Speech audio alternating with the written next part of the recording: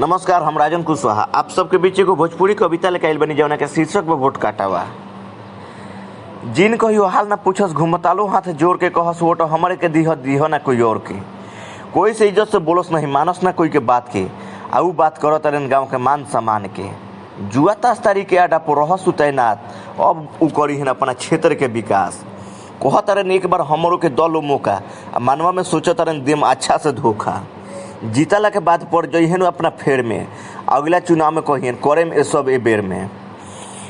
कोनो काम खातिर जा तो कहस नइखे हमरा हाथ में चल जा ब्लॉक में चाहे चल जा दूसरा के पास में।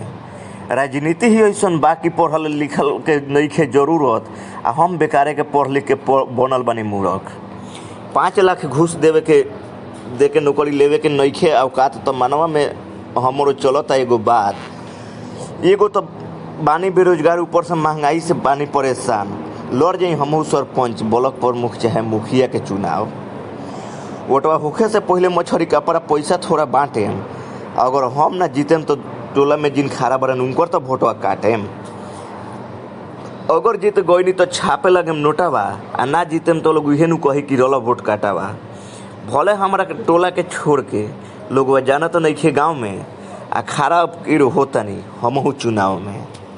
अगर अच्छा लागो तो एकरा के लाइक कर दी, ठीक बा। हमरा चैनलवा के सब्सक्राइब कर दी। कैसे कि कोशिश रही एकरो से अच्छा लियावे के, यही कोशिश रही हमेशा। तो लाइक कइल मत भुलाई। तब तक खातिर नमस्कार।